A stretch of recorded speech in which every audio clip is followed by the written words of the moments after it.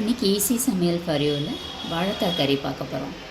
அதுக்கு ஃபஸ்ட்டு வாழைக்காய் நல்லா தோல் சீவி, இந்த மாதிரி ஒரு வாழைக்காய் எடுத்துட்டு அதுக்கு தோல் சீவி நல்லா பொடி பொடியாக நறுக்கி வச்சுருந்துருவோம். அதுக்கப்புறம் சீசனிங்க்கு வழக்கம் போல் கடுகு, உளுத்தம்பருப்பு, பெருங்காயப்பொடி, மஞ்சள் பொடி, கருவேப்பிலை எடுத்துட்டுருக்கோம். எப்படி பண்ணுறதுன்னு பார்க்கலாம். நான் வாழைக்காவை இந்த மாதிரி கட் பண்ணி எடுத்து வச்சுட்டுருக்கேன். வாழைக்காய் கறி ஒன்றும் புதுசு கிடையாது. பட் இல்லை, இப்போ புதுசாக சமைக்கிறவா ஒரு ஐடியா இல்லை இது எப்படி பண்ணணும்னா இது எப்படி பண்ணலாம் அப்படின்ற ஒரு ஐடியாக்காக தான். சில பேருக்கு வாழைக்காய் குழஞ்சி போயிடுது அப்படின்னு சொல்லுவாள். ஸோ இது உருளைக்கிழங்கு மாதிரி ரொம்ப வேக வச்சுட்டு பண்ணினா அப்படி குழஞ்சி போயிடும்.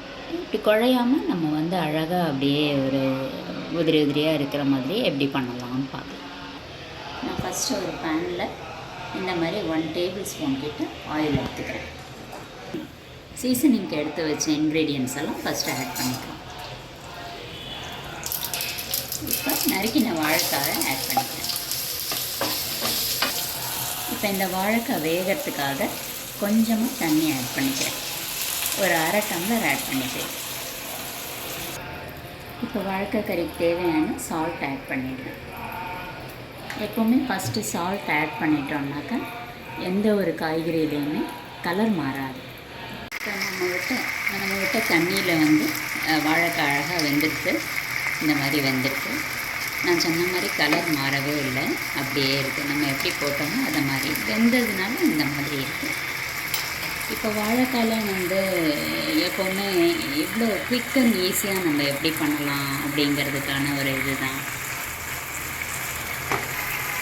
இப்போ நியூவாக சமைக்கிற, இது வரைக்கும் சமைச்சதே இல்லை அப்படிங்கிறவங்களுக்கு இந்த மாதிரி குயிக்காக இந்த மாதிரி அடுப்பில் போட்டுட்டு இந்த மாதிரி ஃபியூ இன்க்ரீடியன்ட்ஸ் வச்சு அழகாக பண்ணிடலாம் அப்படிங்கிற ஒரு ஐடியா தான் ஈஸி சமையல் சொல்லி.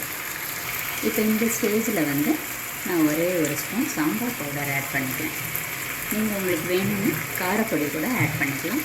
இல்லைன்னா தனியா, கடலைப்பருப்பு, மிளகா வத்தல் 3ஐயும் ட்ரையாக ஃப்ரை பண்ணிவிட்டு அதை மிக்சியில் பவுடர் மாதிரி பண்ணிவிட்டு அதை இதில் ஆட் பண்ணலாம். நான் என்னோடய சேனலில் பார்த்துருந்தேன்னா நான் எல்லா கறிகளுக்கு சாம்பார் பவுடர் தான் யூஸ் பண்ணுவேன். ரொம்ப மசாலாவோ இல்லைன்னா காரப்பொடியோ ஸ்ட்ரைட்டாக ஆட் பண்ணுறதில்ல. ஏன்னா இதில் சாம்பார் பவுடரில் நம்ம எல்லா பருப்பு, தனியா எல்லாம் போட்டு நம்ம அரைச்சி வச்சுட்டுருக்கோம். ஸோ அது கொஞ்சம் சேஃப். எப்போவுமே நான் ஸ்டமக் ஃப்ரெண்ட்லியாக இருக்கணும், ரொம்ப ஒத்துக்காததெல்லாம் நம்ம ஆட் ஆன் பண்ணிடக்கூடாதுன்னு பார்ப்பேன். சிம்பிளாக ஹெல்த்தியாக இருக்கணுன்றது தான் ஐடியா. இப்போ நம்ம போட்ட சாம்பார் பொடியும் நல்லா கலந்துட்டு அந்த பச்சை வாசனையெல்லாம் போய் ரெடி ஆகிடுது.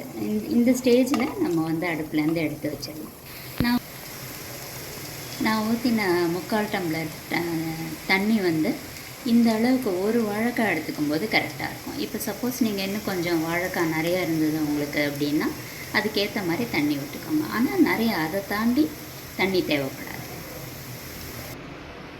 ஸோ நம்மளோட கிறிஸ்பியான வாழைக்காய் கறி ரெடி. ரொம்ப கம்மி டயத்தில் லெஸ் இன்க்ரீடியன்ஸில் ஒரு ஹெல்த்தியான ரெசிபி.